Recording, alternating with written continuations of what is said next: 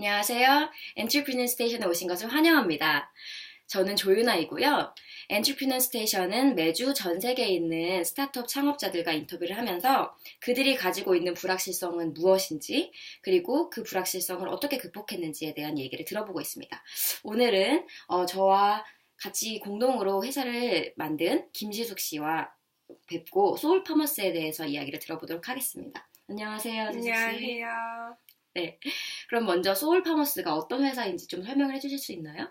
네, 소울파머스 저희 로고입니다. 소울파머스는 비즈니스 솔루션이랑 그리고 커뮤니티 솔루션 두 가지의 서비스를 제공을 하고 있는데, 비즈니스 솔루션은 조직 문화, 조직 내에서 커뮤니케이션 하는 방법, 또 업무를 진행할 때 어떤 툴을 이용해서 업무를 진행하면 좋은지, 회사의 조직 문화와 그 회사의 사업 모델에 따라서 다르기 때문에 저희가 그런 것을 컨설팅해주는 솔루션을 비즈니스 솔루션이라고 하고, 두 번째 커뮤니티 솔루션은 다양한 커뮤니티 안에서 활용할 수 있는 툴을 저희가 제공을 하는데, 뭐 그게 가정이 될 수도 있고 동아리가 될 수도 있고 학교가 될 수도 있고, 다양한 커뮤니티 안에서 이루어지는 활동들을 지원하는 솔루션이에요. 그래서 여가 활동이랑 저희가 제공하는 자아 성찰과 비전 찾기 툴을 결합을 시킨 건데, 무료로 배포하고 있고, 현재는 태학관이라는 마을 재생을 위해서 수고하고 있는 태학관 커뮤니티 하우스의 대표님과 함께 저희가 그 솔루션을 제공해서 진행하고 있습니다. 네. 그러면은 또 저희 비전을 간단히 보여드리면은, 저희는 이 세 가지의 비전을 가지고 있는데, 글씨가 거꾸로 됐지만, 일단 첫 번째는 미션, 그리고 두 번째는 체인지, 그리고 세 번째는 글로벌입니다. 그래서 어떤 정해진 미션이 있고, 저희가 공감할 수 있는 미션이 있고, 그리고 그 미션을 달성함에 있어서 어떤 긍정적인 이 세상의 변화가 있고, 그리고 그것이 한국에만 국한된 게 아니라 전 세계적으로 연결될 수 있는 그런 글로벌적인 확장성이 있는 일을 저희는 지향을 합니다. 네. 그리고 두 번째로 저희가 느꼈던, 창업 초기에 느꼈던 가장 큰 불확실성은, 일단 저의 경우에는 다른 창업에서 많이 겪는 어떤 시장의 불확실성이나 아니면 고객의 불확실성은 별로 없었고요. 왜냐면은 저희가 이 사업체를 정식으로 생각하기 이전에 먼저 고객께서 다가와서 이러이런 일을 해줄 수 있겠냐라고 하면서 사업체가 만들어진 거여서, 오히려 우리가 처음에는 이렇게 좀 약간 놀자고 시작하고 커뮤니티 솔루션으로서 무료로 배포되고 이런 비영리적으로 하다가, 이거를 정말 사업을 했을 때 우리가 서로 싸우지 않고 잘 할 수 있을까? 그런 부분이 저에겐 가장 큰 불확실성이었습니다. 저도 마찬가지로 유나랑 고등학교 때부터 친구이기 때문에 저희가 일이나 뭐 업무적으로 같이 어떤 프로젝트를 진행해 본 적이 없어서 어떻게 진행할 수 있을지 그런 부분이 걱정이 됐고, 뭐 사업의 많은 영역들에 있어서 뭐 수익이나 아니면은 뭐 수익 배분, 뭐 컨설팅 할 업체 찾는 거, 뭐 그런 요소들에 대한 불확실성에 대해서는 별로 두려움이 없었던 것 같아요. 그러면 그 불확실성을 어떻게 극복해야 하나요?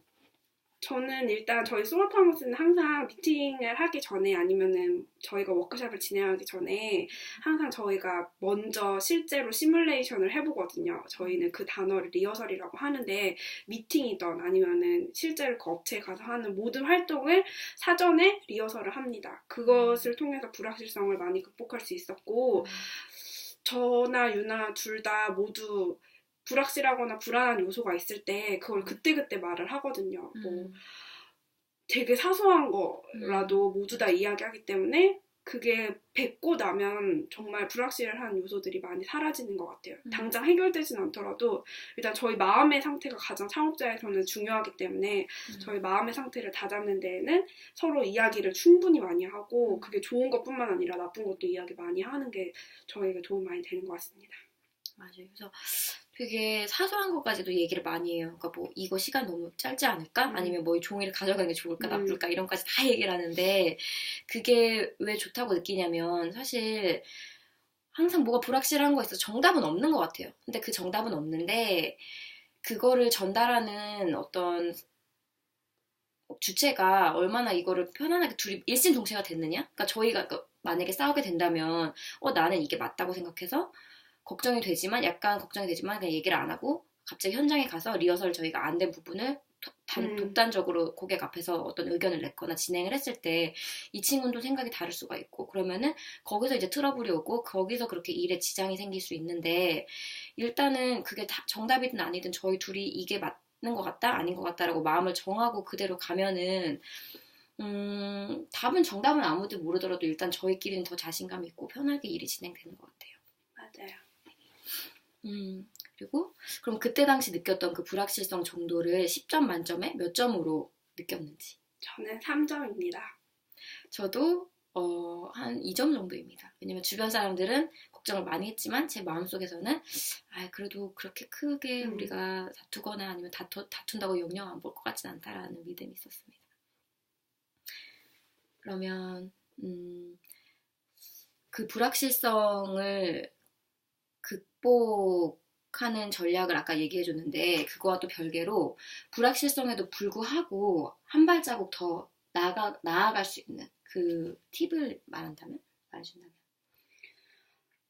나아갈 수 있는 팁은 일단 불확실한 요소를 절대 감추면 안 돼요. 그러니까 막 그게 사실 저는 한 명이 아니라 적어도 3명, 그게 조직이든 아니면 어떤 단체든 내가 소속되어 있는 공간에서 한 3명 이상에게는 나의 불확실한 마음을 솔직하게 이야기할 수 있는 게 3명이나 3개의 조직 또는 공동체 안에 내가 있어야 된다고 생각을 하거든요.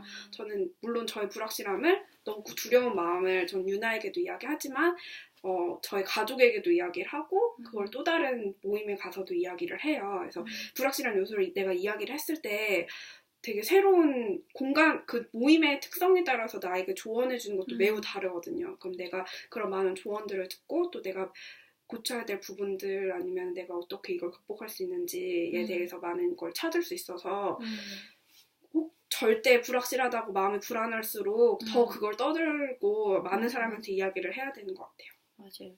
그래서 불확실성이라는 게 확실히 리스크하고 다른 게 리스크는 그러니까 불확실성은 되게 자기 마음의 상태인 거여가지고 그 불확실성을 얘기를 해서 아까도 얘기했지만 정답은 없는데 어쨌든 그 마음에서 내가 되게 복잡하게 느끼는 거를 그래도 점점 심플하게 만들고 하면은 사실 그게 기회가 될 수 있다고 또 생각을 하거든요. 그래서 불확실성이 있다는 거를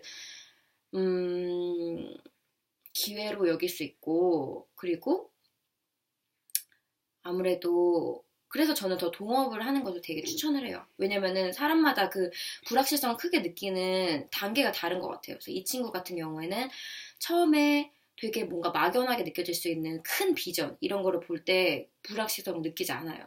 그래서 저한테 막 되게 막 열정적으로 이건 될 것이다. 뭐 이런 사업이 될 것이다. 아니면 우리는 출장을 갈 수 있을 것이다. 이런 식으로 얘기를 해요.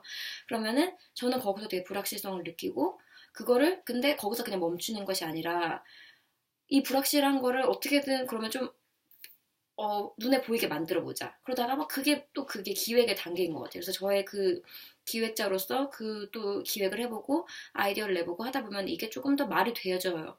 그러면 또 그 상태에서 또 이 친구는 다시 또 불확실성을 느껴요. 그래서 이거는 고객한테 전달하기에는 아직 뭔가 아무것도 정해지지 않았다. 그럼 또 그 친구가 이때는 디자이너로서 그 역량을 발휘해서 또 그거를 최종적으로 고객한테 전달할 수 있는 그런 결과물로 만들어요. 그래서 불확실성이라는 거가 꼭 부정적인 게 아니라 그 불확실성을 봤을 때 나 이건 좀 이게 잘 안 보인다 막연하다 이렇게 계속 얘기를 하면서 그걸 자기 재능껏 점점 기회로 만들어 나가는 것이 사업의 포인트가 아닐까 그런 생각을 해봤습니다. 네. 그리고 마지막으로 스타트업의 정의를 뭐라고 생각하시는지?